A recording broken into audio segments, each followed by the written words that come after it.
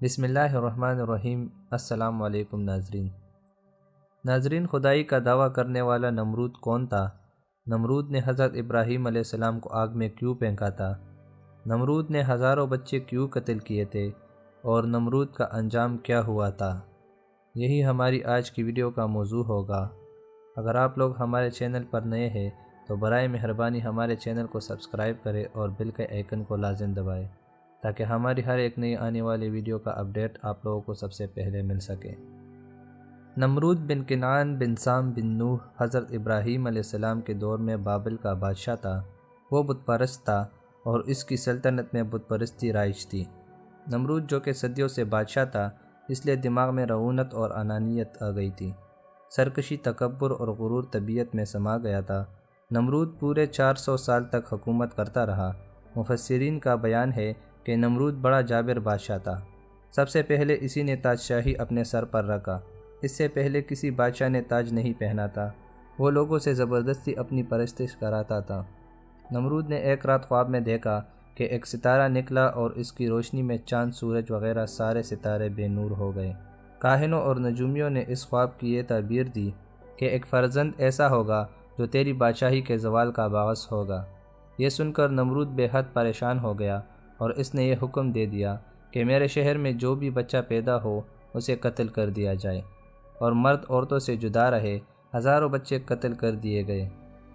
ناظرین، بعض تاریخی مصادر کے مطابق نمرود نے حضرت ابراہیم علیہ السلام کو دنیا میں آنے سے روکنے کے لیے 4 سال میں تقریباً 7,000 بچوں کو قتل کروایا، مگر تقدیر الہی کو کون ٹال سکتا ہے؟ اسی دوران حضرت ابراہیم علیہ السلام پیدا ہو گئے اور بادشاہ کے خوف سے ان کی والدہ نے شہر سے دور کے ایک پہاڑ کے غار میں انہیں چھپا دیا۔ اسی غار میں چھپ کر روزانہ ان کی والدہ انہیں دودھ پلایا کرتی تھی۔ بعض مفسرین کا قول ہے کہ 7 برس کی عمر تک، اور بعض نے فرمایا کہ 17 برس کی عمر تک آپ اسی غار میں پرورش پاتے رہے۔ ناظرین، نمرود نے اپنی سلطنت بھر میں یہ قانون نافذ کر دیا تھا کہ اس نے خوراک کی تمام چیزوں کو اپنی تحویل میں لے لیا تھا۔ وہ صرف ان لوگوں کو خوراک کا سامان دیا کرتا جو لوگ اس کی خدائی کو تسلیم کرتے تھے۔ ایک مرتبہ حضرت ابراہیم علیہ السلام اس کے دربار میں غلہ لینے کے لیے تشریف لے گئے تو اس خبیث نے کہا کہ پہلے تم مجھ کو اپنا خدا تسلیم کرو، تبھی میں تم کو غلہ دوں گا۔ حضرت ابراہیم علیہ السلام نے بڑے دربار میں علل اعلان فرما دیا کہ تو جھوٹا ہے اور میں صرف ایک خدا کا پرستار ہوں جو وحدہ لا شریک ہے۔ یہ سن کر نمرود آپے سے باہر ہو گیا اور آپ کو دربار سے نکال دیا اور ایک دانہ بھی نہیں دیا۔ آپ پریشان ہو کر جاں بلب ہو گئے۔ اس وقت آپ ایک تیلا لے کر ایک ٹیلے کے پاس تشریف لے گئے اور تیلے میں ریت بھر کر لائے اور اللہ تبارک و تعالیٰ سے دعا مانگی تو وہ ریت آٹا بن گئی، اور آپ نے اس کو اپنے ساتھیوں کو کھلایا اور خود بھی کھایا۔ ناظرین، نمرود چونکہ بت پرست تھا اور اس نے اپنی سلطنت میں بت پرستی رائج کروائی تھی۔ جب حضرت ابراہیم علیہ السلام نے توحید کی دعوت دینا شروع کی تو اس نے حضرت ابراہیم علیہ السلام کی مخالفت کی۔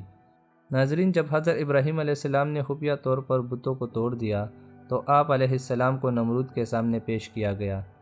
اس وقت حضرت ابراہیم علیہ السلام نے نمرود کی ربوبیت کے رد اور خدا کے وحدانیت کو ثابت کرنے کے ارادے سے نمرود سے مناظرہ کیا۔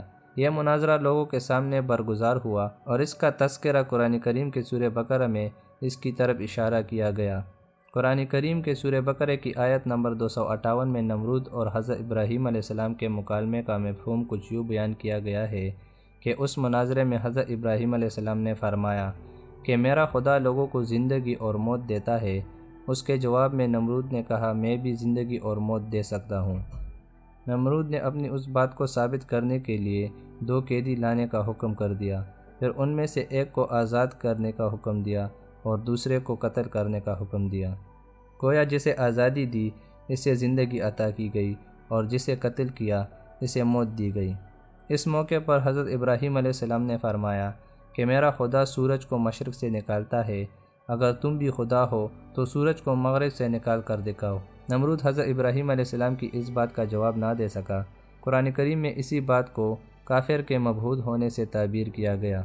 ناظرین، نمرود نے حضرت ابراہیم علیہ السلام کو اس کے خداؤں کے بے حرمتی اور توڑنے کے جرم میں سزا کے طور پر آگ میں پھینکنے کا فیصلہ کیا۔ نمرود نے اس مقصد کے لیے ایک خاص جگہ تیار کرنے اور لوگوں کو لکڑیاں جمع کرنے کا حکم دیا۔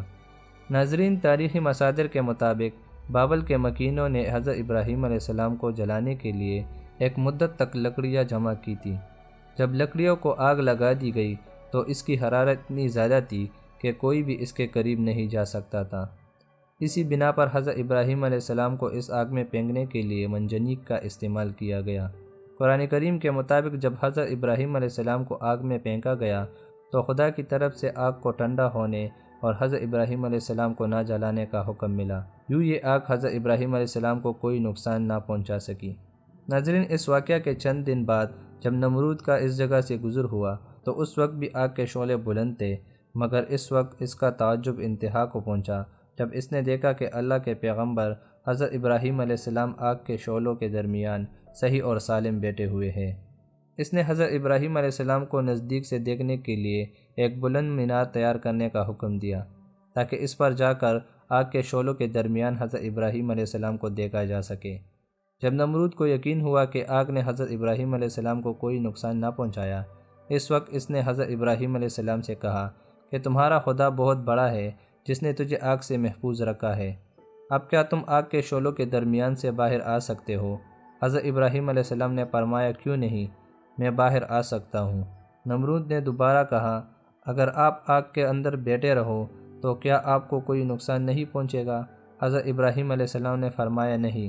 اس پر نمرود نے حضرت ابراہیم علیہ السلام سے باہر آنے کی درخواست کی، جس پر حضرت ابراہیم علیہ السلام باہر آ گئے، جبکہ آگ اس وقت بھی شعلہ ور تھی۔ ناظرین، نمرود نے جب یہ معجزہ دیکھا تو حضرت ابراہیم علیہ السلام کو آزاد کر دیا اور خدا کی راہ میں 4000 گائے پر مشتمل قربانی پیش کی۔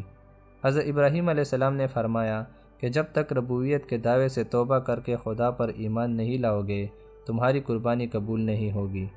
نمرود نے خدا کی تلاش اور ان سے لڑنے کے لیے اپنے پالتو عقابوں کے ذریعے آسمان کی طرف پرواز کی۔ بعض تاریخی کتب میں نمرود کے آسمان کی طرف پرواز کو مختلف داستان میں پیش کیا گیا ہے۔ ان مصادر میں آیا ہے کہ نمرود نے خدا سے مقابلہ کرنے کے لیے ایک بلند بالا مینار بنانے کا کہا، جو مینار بابل کے نام سے مشہور ہوا، جو کچھ مدت بعد خدا کے حکم سے نابود ہوا۔ بعض مفسرین کے مطابق سورہ نحل کی آیت نمبر 26 میں اسی واقعہ کی طرف اشارہ کیا گیا ہے۔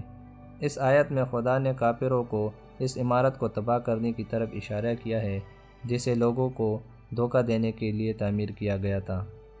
ناظرین، آسمانوں پر جب نمرود خدا کی جستجو سے ناامید ہوا تو ایک فرشتہ انسانی شکل میں اس کے پاس آیا اور اسے یکتا پرستی کی نصیحت کرتے ہوئے کہا، اے ضعیف انسان، خدا سے ڈرو اور اس کی نافرمانی سے بچو، کیونکہ خدا کی قدرت اور طاقت تم اور تمہاری پوچھ سے کہیں زیادہ ہے۔